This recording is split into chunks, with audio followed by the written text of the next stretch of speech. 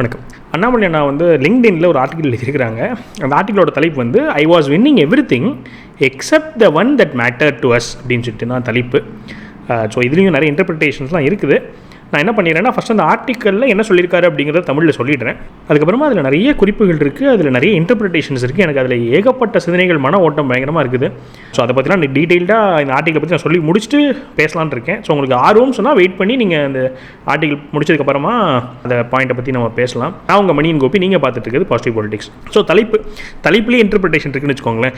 I was winning everything except the one that matter to us அப்படிங்கிறத நான் எப்படி புரிஞ்சுக்கலான்னு சொன்னால், எது வந்து எல்லாருக்கும் பார்த்துட்டு இருந்தாங்களோ, எந்த விக்ட்ரி தேவைன்னு எதிர்பார்த்தாங்களோ அந்த விக்ட்ரி இல்லாமல் மற்றதெல்லாம் வின் பண்ணிட்டு இருந்தேன் அப்படிங்கிற மாதிரி சொல்லியிருக்காரு. கடைசி இன்டர்பிரிட்டேஷனாக இது எப்படிலாம் சிந்தனை பண்ணலாங்கிறத நான் கடைசியில் சொல்கிறேன். 1963 அக்டோபர் மாதம் ஒரு மனிதர் என்ன பண்ணாருன்னா, one of the most powerful chief ministers தமிழ்நாடோட, அவர் என்ன பண்ணாருன்னா அவரோட பதவியை ராஜினாமா பண்ணார். அது யாருமே எதிர்பார்க்கல. அவர் கூட இருந்தவங்க எதிர்பார்க்கல, அவரோட கூட்டணியில் இருந்தவங்க எதிர்பார்க்கல, அவருடைய எதிரிகள் கூட எதிர்பார்க்கல, ஏன் நாட்டோட பிரதம மந்திரி கூட எதிர்பார்க்கல. அதை காமராஜர் வந்து ரிசைன் பண்ணார் அப்படின்னு சொல்லி ஆரம்பிக்கிறார் ஆர்டிக்கலை. ஏன் ரிசைன் பண்ணார்? தோற்று போயிட்டாரா? இல்லை, தோற்று போல.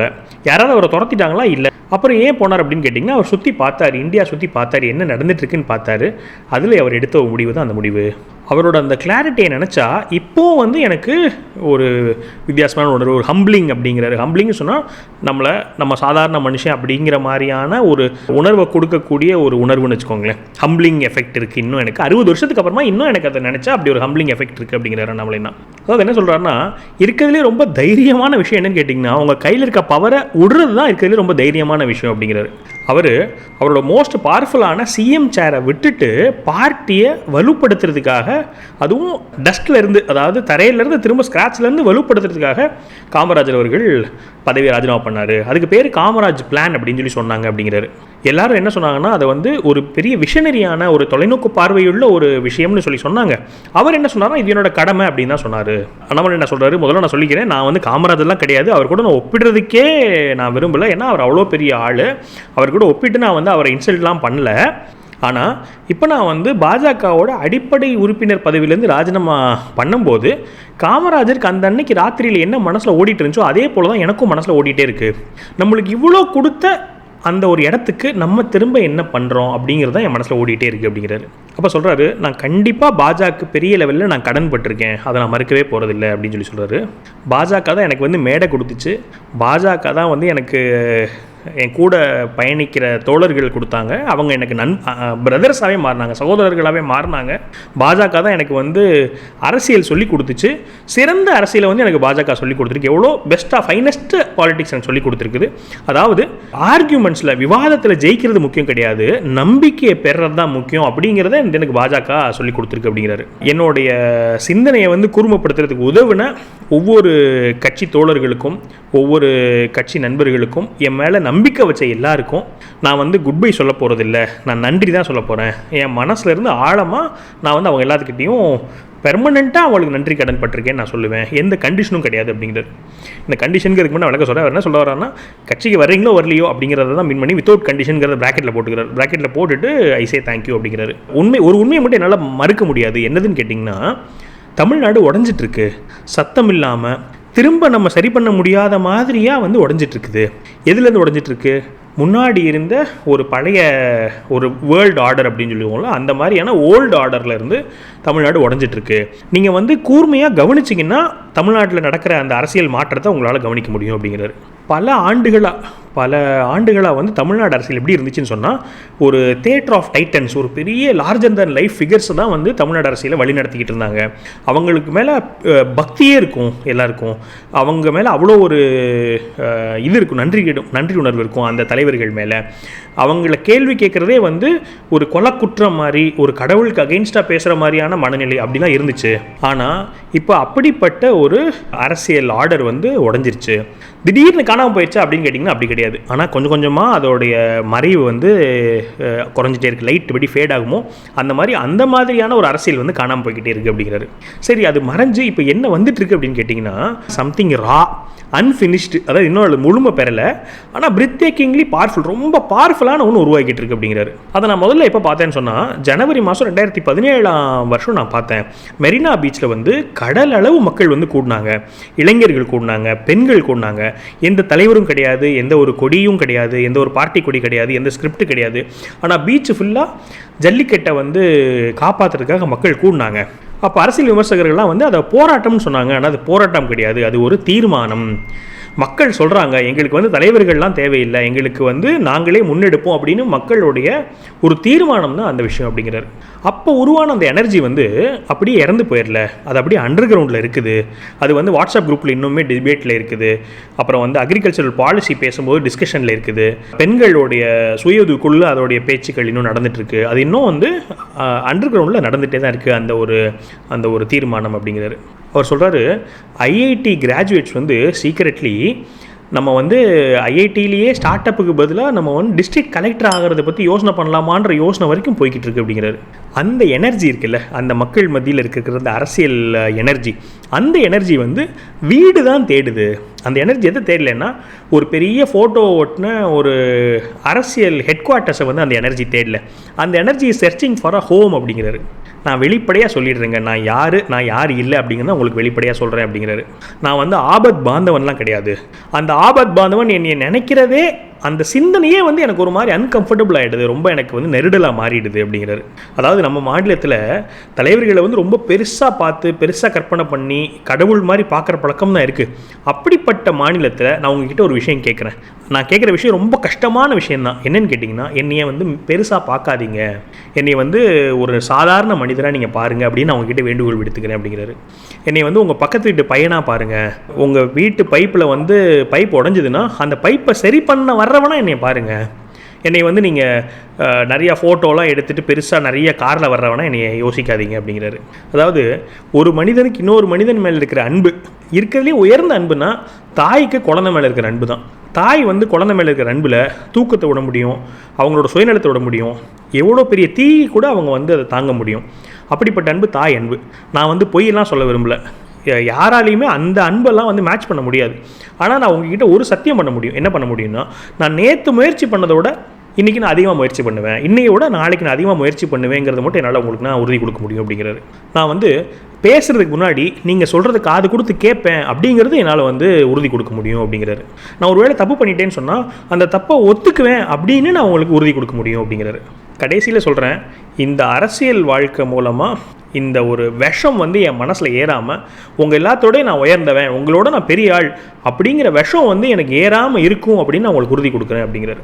அவர் சொல்கிறாரு, நான் வந்து உங்களோட மேலே கிடையாது, நான் உங்கள் பக்கத்தில் தான், எனக்கு அந்த இடம் தான் எப்போவுமே வேணும், உங்கள் கூட பயணிக்கிற இடம் தான் எனக்கு எப்போவுமே வேணும் அப்படிங்கிறாரு.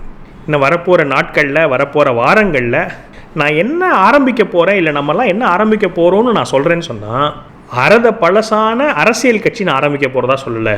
நம்ம எல்லாரும் வந்து கற்பனை பண்ணிக்கிட்டு இருக்க, ஒரு ஏங்கிக்கிட்டு இருக்க அந்த ஒரு எக்ஸ்பெரிமெண்ட், ஒரு கலெக்டிவ் இமேஜினேஷனோடைய ஒரு எக்ஸ்பெரிமெண்ட்டை நம்ம ஆரம்பிக்க போகிறோன்னு தான் நான் முன்வைக்கிறேன் அப்படிங்கிறது. அந்த முன்னெடுப்பு எப்படி இருக்குன்னு சொன்னால், ஒரு விவசாயியும் ஒரு டெக்னோக்ராட்டும் ஒரே டேபிளில் உட்காந்து டிஸ்கஸ் பண்ணுற மாதிரி நம்ம முன்னெடுப்பு இருக்கும். ஒரு ஏசி ரூமில் உட்காந்து பாலிசி எழுதுகிறவங்களை விட ஒரு தலித் பெண்மணியோடைய வாழ்க்கை அனுபவம் வந்து முக்கியத்துவம் பெற்றதாக இருக்கும் அந்த முன்னெடுப்பில். ஜாதி, மதம், இனம் இது மூலம் பிரிக்கிறது இல்லாமல் இந்த மூணு தான் வந்து எல்லாத்தையும் சேர்க்குற ஒரு நூல்களாக இருக்கும் நம்மளோட முன்னெடுப்பில் அப்படிங்கிறார். கடைசியில் சொல்கிறாரு, இளைஞர்கள் வந்து அவங்களோட டேலண்ட், நம்ம ரொம்ப டேலண்ட் இருக்குது, நம்ம போய் அரசியலுக்கு போயிடக்கூடாது அப்படிங்கிற எண்ணம் மாறி நம்மளுக்கு ரொம்ப டேலண்ட் இருக்குது, நம்ம அரசியலுக்கு வரணும் அப்படிங்கிற எண்ணத்தை உருவாக்குற மாதிரியான முன்னெடுப்பாக இருக்கணும் அப்படிங்கிறாரு. அண்ணாமலை நான் சொல்கிறாரு, இதை வந்து என்னால் தனியாக இதை கட்டமைக்கவே முடியாது, எல்லாரும் சேர்ந்து தான் கட்டமைக்க முடியும். காமராஜர் நம்மளுக்கு என்ன சொல்லி கொடுத்துட்டு போயிருக்கிறாருன்னு சொன்னால், பெரிய பெரிய அரசியல் நிகழ்வுகள் எல்லாமே வந்து மேடைகளில் நடக்கிறது கிடையாது, கிராமங்களில் தான் நடக்கிறது. எல்லாரோட ஒளி வெளிச்சம் இல்லாத ஒரு உரையாடலில் தான் வந்து ஒரு மிகப்பெரிய அரசியல் மாற்றம் நடந்துட்டுருக்கு அப்படின்னு சொல்லி காமராஜர் சொல்லி கொடுத்துருக்காரு அப்படிங்கிறாரு. ஸோ இப்போ நான் உங்ககிட்ட என்ன கேட்குறேன் அப்படின்னா, நான் உங்களோட ஓட்டு கேட்கல, உங்களுடைய கூட்டணி கேட்கல, நான் உங்ககிட்ட ரொம்ப சின்ன விஷயம் தான் கேட்குறேன், ஆனால் ரொம்ப கஷ்டமான விஷயம் கேட்குறேன். என்னன்னு சொன்னால், என்கிட்ட வந்து பேசுங்க, உங்கள் கோவத்தோடு வாங்க, உங்களோட ஐடியாஸோடு வாங்க, உங்களுடைய ஃப்ரஸ்ட்ரேஷன்ஸோடு வாங்க, கடுப்புகளோடு வாங்க, நடக்க முடியாது அப்படின்னு நீங்கள் நினச்சிட்டு இருக்க கனவுகளோடு வாங்க, நீங்கள் எப்படி இருக்கீங்களோ அப்படியே நீங்கள் வாங்க, நம்ம உட்காந்து பேசுவோம். தலைவர் தொண்டர் அப்படிலாம் கிடையாது. நம்ம 2 ஜனநாயகத்தில் 2 குடிமகன்களாக நம்ம உட்காந்து பேசுவோம். இந்த அருமையான மாநிலத்தை இன்னும் பல மடங்கு முன்னேற்றுறதுக்காக 2 குடிமகன்களாக நம்ம உட்காந்து உரையாடுவோம் அப்படிங்கிறாரு. என்னோட நிறைய நண்பர்கள், மீடியா நண்பர்கள், வெல்விஷர்ஸ் நிறைய பேர் எனக்கு தொடர்ந்து கால் பண்ணிகிட்டு இருக்கீங்க, விடாமல் கூப்பிட்டுருக்கீங்க. எனக்கு கொஞ்சம் அவகாசம் கொடுங்க. நம்மளுடைய கற்பனையை நனவாக்குறதுக்கான பயணம் இதை நம்ம படப்படப்பில் எடுக்கக்கூடாது, நிதானமாக தான் எடுக்கணும். இதை நம்ம நிதானமாக கவனமாக பொறுப்போடு தான் இதை நம்ம பில்டு பண்ணணும். ஏன்னா அதுதான் இந்த மக்களும் இந்த மண்ணும் அதுக்கு அந்த கவனத்துக்கும் பொறுப்புக்கும் உரித்தானது இந்த மண்ணும் மக்களும் அப்படிங்கிறது. தமிழ்நாடு ஒரு சாதாரண மாநிலம் கிடையாது. இது பல்லாயிரக்கணக்கான ஆண்டுகள் பாரம்பரியம் கொண்ட ஒரு மாநிலம். இது மக்கள் மண் எல்லாம் பல 100 ராஜாங்கங்களை, பல 100 இயற்கை சீற்றங்களை, அரசியல் பண்ண ஏகப்பட்ட தவறுகளை எல்லாத்தையும் தாண்டி சர்வைவ் ஆகிக்கிட்டு இருக்கக்கூடிய ஒரு மாநிலம். அதனால் இப்போ நடந்துகிட்ருக்க இந்த அரசியல் மாற்றத்தையும் இந்த நிலம் கடந்து வரும். நான் நினைக்கிறது இதோட இது பன்மடங்கு நல்லாவே வரும் அப்படின்னு நான் எதிர்பார்க்குறேன் அப்படிங்கிறாரு.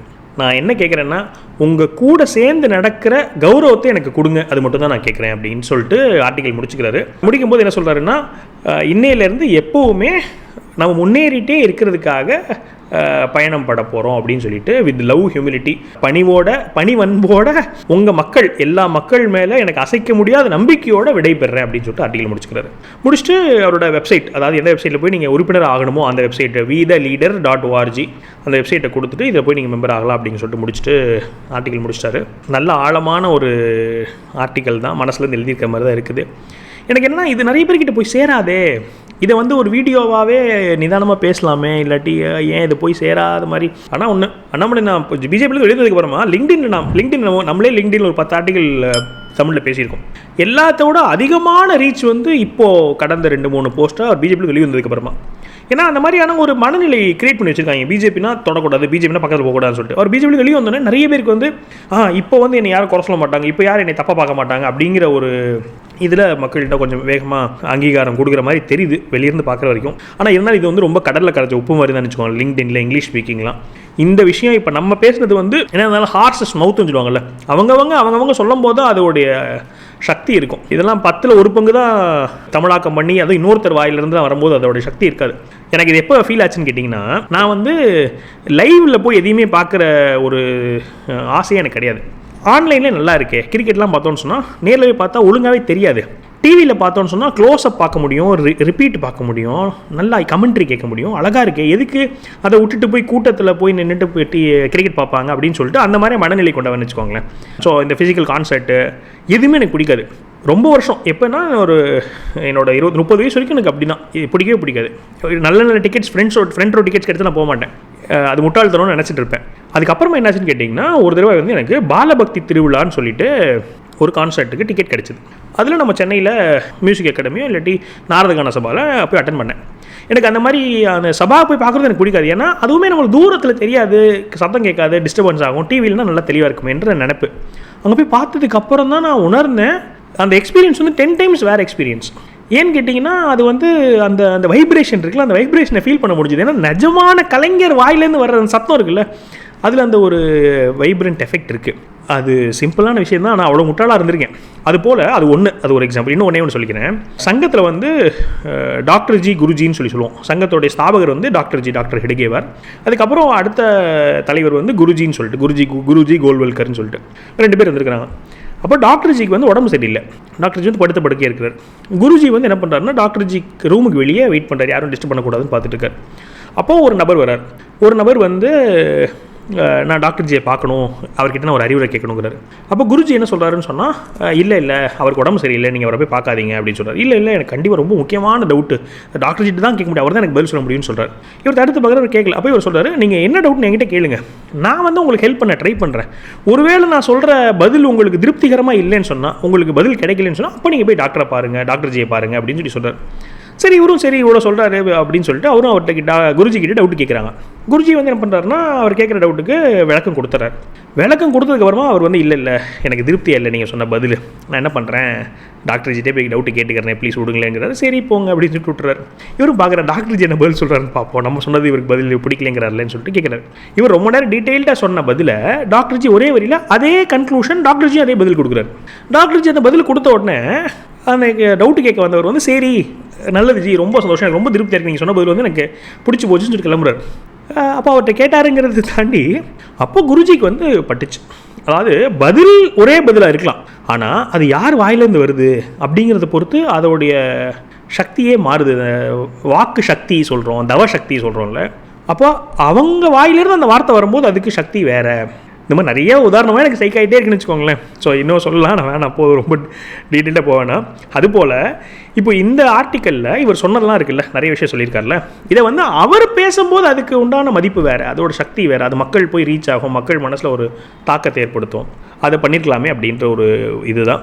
ஸோ இது ஒரு பக்கம். இப்போ ஆர்டிக்கலுக்குள்ள வந்துட்டோன்னு சொன்னால் ஃபஸ்ட் எழுதியிருக்காரு I was winning everything except the one that mattered to us அப்படின்னு சொல்லி போடும்போது எனக்கு என்ன தோணுச்சுன்னா, என்னை பிஜேபி தலைவர் ஆக்குனீங்க, இது நானாக சொல்கிறேன், அவர் சொல்லலை, என்னோட இன்டர்பிரிட்டேஷன். என்னை பிஜேபி தலைவர் ஆக்குனீங்க, நானும் வந்து நிறைய வேலை பார்த்தேன், எனக்கு நீங்களும் நிறைய சப்போர்ட் பண்ணி அதெல்லாம் சொல்கிறார் பின்னாடி, எனக்கு பிஜேபி அவ்வளோ குடிச்சு எல்லாம் சொல்கிறார். நான் எல்லாமே கரெக்டாக தானே பண்ணேன், எல்லாமே ஜெயிச்சேனே. என்ன ஜெயித்தேன்? நான் வந்து காரியகர்த்தர்கள் மத்தியில் பிஜேபி கேடர்ஸ் மத்தியில் தலைவராக ஆகிட்டேன். மக்கள் வந்து என் மேலே அவ்வளோ ஒரு அங்கீகாரம் வச்சுருந்தாங்க. உழைப்பு நான் அவ்வளோ உழைப்பு போட்டேன். டிஎம்கேவுடைய ஊழல் குற்றச்சாட்டு வெளியே கொண்டு வந்தேன். உயிர் பயத்தை தாண்டி நான் வந்து பெரிய பெரிய தலைகளெல்லாம் நேரடியாக எதிர்த்தேன். டிஎம்கே ஃபைல்ஸ் ரிலீஸ் பண்ணேன். டிஆர் பாலு அவர்கள் கோர்ட்டில் என் மேலே கேஸ் போட்டு போயிட்டு இருக்கு. அவரே நிறையா சொல்லியிருக்காரு, என் மேலே ஏதாவது லாரி விட்டு ஏற்றிடுவான், இன்னும் கொஞ்சம் நாள் ஆச்சுன்னா, இப்போ வயசு இருக்கிறேன்னா நான் பண்ணிகிட்ருக்கேன் அப்படிலாம் சொல்லுவார் இல்லையா. அப்போது அவங்களாம் நான் எதிர்த்தேன், எல்லாம் கரெக்டாக பண்ண. அப்போ எல்லாம் வின் ஆகிட்டே தான் இருக்கேன் நான். எதிரி கட்சிகளுக்கு என் மேலே மதிப்பு மரியாதை இருக்குது. பாமகவை வந்து நான் என்ன பண்ணிட்டேன்னா நம்மளோட சப்பார்டினேட் பார்ட்டியை கொண்டு வந்துட்டேன் இல்லையா. ஈக்குவல் சீட்ஸ் இருந்துச்சு எப்போ 21 வரைக்கும். 24ல் பிஜேபியில் பாதி நம்பர் ஆஃப் சீட்ஸ் பாமக வந்துருச்சு. பாமகவோட கேண்டிடேட்டே அண்ணாமலை அறிவிக்கிறார் இடைத்தேர்தலில். அப்போ அந்தளவுக்கு ஓபிஎஸ் அவர்கள் அண்ணாமலை கிட்ட வராரு, டிடிவி அவர்கள் அண்ணாமலை கிட்ட வராரு, பாமக அண்ணாமலை கிட்ட வருது. இப்படி எல்லாரும் வந்து இவர் தலைவரை ஏற்றுக்கிறாங்க. எல்லாம் வின் பண்ணிட்டேன், ஒன்று மட்டும் வின் பண்ணல. என்ன வின் பண்ணல? சீட்டு வின் பண்ணல. ஆனால் அதுதான் மேட்டர்டாக இருக்குது, அதுதான் முக்கியத்துவம் வாய்ந்ததாக இருக்குது அரசியல் வாழ்க்கையில். எல்லோரும் கடைசி என்ன கேட்குறாங்க, என்னப்பா ஜெயிச்ச. அப்போ வந்து எம்பி இருக்கா, எம்எல்ஏ இருக்குது தான் கேட்குறாங்க. அப்போ I was winning everything accept one that matter to us அப்படின்னு சொல்கிறார் இல்லையா. இது ஒரு புரிதல். இன்னொன்று வந்து அப்போ இதுக்கு இன்னும் நீங்கள் பின்னாடி போனீங்கன்னு சொன்னால், சரி ஏன் மக்கள் ஓட்டு போடல, இவ்வளோ பண்ணுறமே, படித்தவனாக இருக்கேன், நேர்மையானவனாக இருக்கேன், என் மேலே ஒரு கரப்ஷன் குற்றச்சாட்டு எதிர்க்கட்சி தலைவரே சொன்னால் கூட அவர் மேலே நான் ஃபோர்ஸாக அவர் எதிர்த்து திட்டுறேன், அப்படி திட்ட முடியுதுனாலே அப்படின்ற மாதிரி இருக்குல்ல. ஸோ எல்லாமே இருக்குல்ல, அப்புறம் இருந்தாலும் ஏன் மக்கள் ஓட்டு போட்டு ஜெயிக்க வைக்கல அப்படின்னு பார்க்கும்போது, அஃப்கோர்ஸ் அரசியலுக்குள்ளே இருக்கிற இன்டர்னல் டீலிங்ஸ் அதெல்லாம் ஒரு பக்கம். ஆனால் மக்கள் மத்தியில் அந்த அரசியல் மாற்றம் வரல. அப்போ அதுதான் மேட்டர் டு அஸ். இப்போ மேட்டர் டு அஸ் என்னது, எலெக்ஷனில் ஜெயிக்கிறது ஒரு பக்கம், மக்கள் மாறணும், அதுதான் எண்டு கோல். இப்போ ராஷ்ட்ரிய சுயம்சேவக சங்கம் ஆர்எஸ்எஸோட வேலை வந்து அரசியல் கட்சியே கிடையாது ஆர்எஸ்எஸ். அப்போது ஆர்எஸ்எஸோட வேலை என்ன, எதுக்கு டாக்டர் ஆரம்பிச்சார்னா மக்கள் ஒத்துமையாக இருக்கணும், மக்களுக்கு நாட்டுப்பற்று இருக்கணும், இதெல்லாம் தான் ஆர்எஸ்எஸோட வேலை. அப்போ அதுபோல் வாட் மேட்டர் டு அஸ் ஜெயிச்சதுன்னு ஒரு இன்டர்பிரேஷன் வச்சுக்கலாம். மக்கள் மாற்றம், அரசியல் வந்து நல்ல அரசியலாக மாறணுன்றது இட் மேட்டர்ட், அது நடக்கலை. அப்போ அதுக்காக நான் வந்து இந்த மாதிரி ஆரம்பிக்கிறேங்கிற மாதிரி ஒரு இன்டர்பிரேஷன் எடுத்துக்கலாம். எனக்கு இந்த 2வது இன்டர்பிரேஷன் பிடிச்சிருக்குன்னு வச்சுக்கோங்களேன். அதுக்காக இப்போ என்ன சொல்கிறாரு, நம்ம வந்து ஒரு ரிவைஸ்டு அரசியல் பண்ணலாம். ஏன்னா இப்போ பிஜேபியில் பண்ணுற அரசியல் வந்து பொலிட்டிக்கல் அரசியல். இவர் என்ன பண்ணணும்னு நினைக்கிறாரு, மூமெண்ட் ப்ளஸ் அரசியல் இன்னும் மிக்ஸ் பண்ணணும்னு நினைக்கிறார். ஜெயிக்கவும் செய்யணும், ஆனால் எப்படி ஜெயிக்கணும்னு சொன்னால் தற்காலிகமாக ஜெயிக்கக்கூடாது, மக்கள் மாறி அரசியலே மாறி அது மூலமாக ஜெயிக்கணும்னு ஆசைப்படுறாரு. ஸோ அந்த ஒரு அரசை படுறாருங்கிறது அந்த டைட்டிலோட இன்டர்பிரிட்டேஷன். அதுக்கப்புறமா 2வது காமராஜர் ரிசைன் பண்ணதை பற்றி சொல்கிறார். எனக்கே ரொம்ப அவமானமாக தான் இருந்துச்சு. எனக்கு தெரியாது, ஏன்னா காமராஜர் சிட்டிங் சிஎம்மாக இருந்து ரிசைன் பண்ணாருன்றதே எனக்கு தெரியாது. இத்தனைக்கும் பாலிடிக்ஸ்னு ஒரு சேனல் ரன் பண்ணி இப்போ இருக்கிறத படித்து பார்த்து ஏதோ வளரிட்டுருக்கேன். ஸோ எனக்கு அப்போ என்னென்னா ஹிஸ்ட்ரி, பொலிட்டிக்கல் ஹிஸ்ட்ரி தெரியாதுன்னு வச்சுக்கோங்களேன். என்ன தெரியும், காமராஜரை தோக்கடிச்சாங்க தெரியும். ஏன் தோக்கடிச்சாங்க அப்படின்னு இப்போ யோசிச்சு, இப்போ காமராஜ் பிளான்னு சொல்கிறாரு, இது எனக்கு தெரியாது. இது படித்து பார்த்தா காமராஜ் வந்து 1963 ரிசைன் பண்ணியிருக்காரு. ஏன் ரிசைன் பண்ணியிருக்காருன்னா 1962 இண்டோ சைனாவால் இந்தியா தோற்றுருது. இந்தியா தோற்ற உடனே மக்கள் மத்தியில் காங்கிரஸ் மேலே அவப்பெயர் உருவாயிருது. அவப்பெயர் உருவான உடனே காமராஜருக்கு வந்து அது ஒன்று. இன்னொன்று, திராவிட இயக்கம் வந்து பயங்கரம் வளர்ந்துட்டு வருது. அப்போ மக்களுக்கு காங்கிரஸ் மேலே ஒரு நம்பிக்கை இல்லாமல் இருக்குது. அப்போது அவர் வந்து என்ன பண்ணிடுறாருனா ரிசைன் பண்ணிவிட்டு, நிறைய பேர் வந்து ஒரு மாதிரி நீங்கள் ஒரு தனி சாம்பரில் இருக்கிற மாதிரி இருக்கீங்க, ரிசைன் பண்ணிட்டு மக்களாக போங்கன்னு ஒரு அறிவுரை கொடுக்குறாரு. அவர் பேச்சு கேட்டு நிறைய பேர் ரிசைன் பண்ணிடுறாங்க. இவரும் ரிசைன் பண்ணிடுறாரு. பக்தவச்சலம் அப்புறமா தான் சிஎம் ஆயிடுறாருங்கிறாங்க.